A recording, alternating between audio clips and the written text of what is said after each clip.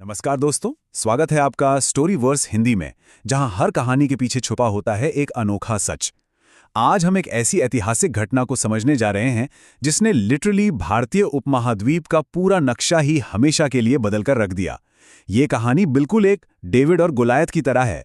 मतलब एक तरफ एक विशाल सेना और दूसरी तरफ एक बहुत छोटी सी लेकिन बेहद चतुर फौज। तो चलिए सीधे डिटेल में चलते हैं और देखते हैं कि कैसे 1526 में लड़ी गई पानीपत की पहली लड़ाई ने एक बिल्कुल नए साम्राज्य की नींव रखी। तो सबसे पहले समझते हैं इस युद्ध की शुरुआत यानी प्रिल्यूड टू वॉर। आखिर हालात वहां तक पहुंचे कैसे? अब देखिए 1526 के आसपास का वक्त बड़ा उथल-पुथल वाला था।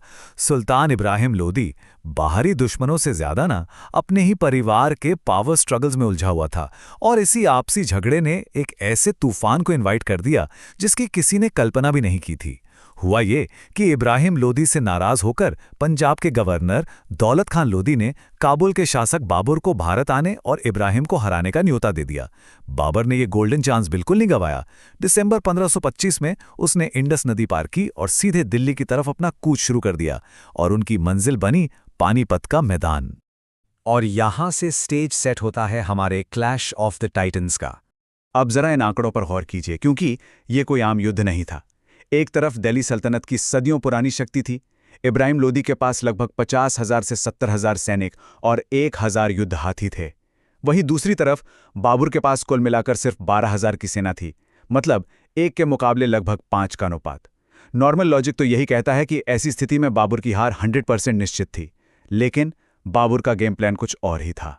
असल में दोनों सेनाओं की टेक्नोलॉजी में जमीन आसमान का फर्क था। सुल्तान इब्राहिम लोदी की विशाल सेना अभी भी पूरी तरह से पारंपरिक हथियारों पर निर्भर थी और उनके पास बारूद यानी गन पाउडर बिल्कुल नहीं था। पर बाबर के पास एक रियल गेम चेंजर था। उसकी सेना मैचलॉक बंदूकों से लैस थी और उनके पास लगभग 15 से 20 तोपें थी। ये भारत के इतिहास में बारूदी हथियारों के सबसे शुरुआती और निर्णायक प्रयोगों में से एक होने वाला था। लेकिन सिर्फ तोपों से इतनी बड़ी सेना नहीं हराई जा सकती। इसके लिए बाबर ने तैयार किया अपना एक डेडली ट्रैप। देखिए, नंबर्स में इतना पीछे होने के बावजूद जीतने के लिए एक मास्टर क्लास स्ट्रैटेजी चाहिए थी। बाबर ने क्या किया, उसने लगभग 700 बैलगाड़ियों को एक लाइन में खड़ा किया और उन्हें रस्सियों से एक साथ बांध दिया। फिर हर दूसरी गाड़ी के बीच उसने मिट्टी और लकड़ी की दीवारें यानी ब्रेस्टवर्क्स बनवाई, ताकि उसके बंदूकधारी सैनिक वहां छुपकर सेफ तरीके से गोलियां चला सकें। पर बात यहीं खत्म नहीं हुई। बीच बीच में करीब 150 घुड़सवारों के गुजरने जितनी चौड़ी जगह भी छोड़ी गई, जहां से अचानक हमला करके वापस अंदर सुरक्षित आया जा सके। बेसिकली उसने मैदान के बीचों बीच एक चलता फिरता किला खड़ा कर दिया था। सामने से तो सेना सुरक्षित हो गई, पर राइट और लेफ्ट फ्लैंक्स का क्या? उसका भी परफेक्ट इंतजाम था। बाबर ने अपने राइट फ्लैंक को पानीपत शहर के धचाव यानी शेल्टर में रखा, ताकि वहां से दुश्मन घूमकर हमला न कर सके, और अपने लेफ्ट फ्लैंक पर एक बहुत लंबी खाई खुदवाई और उसमें पेड़ों की शाखाएं भर दी। ये लोदी के घुड़सवारों को ब्लॉक करने के लिए एक जबरदस्त रुकावट थी। अब लोदी की सेना के पास कोई ऑप्शन नहीं बचा था। उन्हें मजबूरन ठीक सामने से हमला करना था, उसी नैरो जगह से जो बाबर ने उनके लिए खुली छोड़ी थी। और फिर आता है वो दिन जब बारूद और केओस ने मैदान में तबाही मचा दी।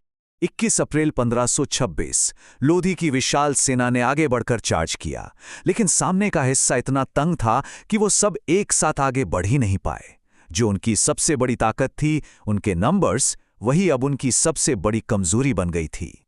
तंग रास्ते में फंसी उस सेना पर बाबर ने तोपों और बंदूकों से आग उगलना शुरू कर दिया। जब लोदी की सेंट्रल फोर्स तोपों की वजह से वहीं जम गई, तब बाबर के तीरंदाज घुड़सवारों ने दोनों किनारों और ठीक पीछे से भयंकर हमला बोल दिया। चारों तरफ से घिरे हुए इब्राहिम के सैनिकों को बचने का कोई रास्ता नहीं मिल रहा था। पर एक और बहुत बड़ा ट्विस्ट था। तोपों की गर्जना और धुएं ने एक ऐसी सिचुएशन क्रिएट की जिसकी लोदी ने कभी कल्पना भी नहीं की होगी। लोदी की सेना के वो 1,000 युद्ध हाथी, जिन पर उन्हें सबसे ज्यादा गर्व था, उन्होंने अपनी जिंदगी में ऐसी कान फाड़ आवाज और बारूद का धुआं पहले कभी देखा ही नहीं था। तोपों की घुंघराहट से वो हाथी बुरी तरह पैनिक हो गए और डर के मारे पीछे की तरफ भागने लगे। आतंकित हाथियों ने दुश्मन को नहीं बल्कि रौंदना शुरू कर दिया अपने ही सैनिकों को। इस इंटरनल केओस ने मैदान पर तबाही को कई गुना बढ़ा दिया। और इस तबाही के धुएं से उदय होता है एक नए अध्याय का, द मुगल एरा बिगिंस।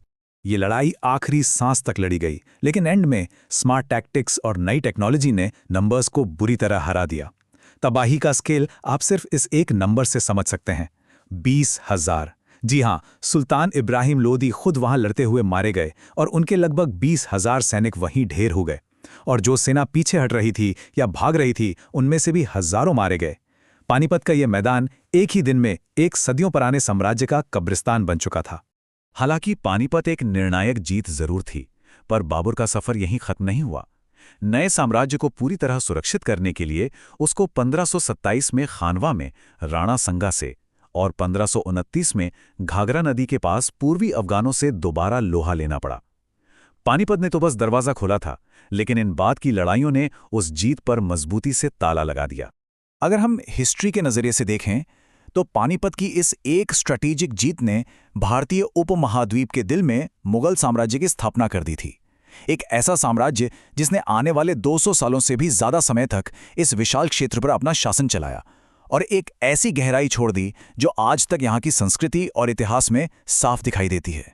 तो दोस्तों, सोचने वाली बात यह है कि कैसे एक शानदार और वेल प्लान्ड टैक्टिकल ट्रैप ने पूरे 2 सदियों का इतिहास कंप्लीटली बदल कर रख दिया। ये कहानी हमें सिखाता है कि युद्ध हो या नॉर्मल जिंदगी, हमेशा सिर्फ ताकत नहीं बल्कि चतुराई और नई तकनीक ज्यादा असरदार होती है। अगर वीडियो पसंद आई हो तो लाइक, शेयर और सब्सक्राइब जरूर करें।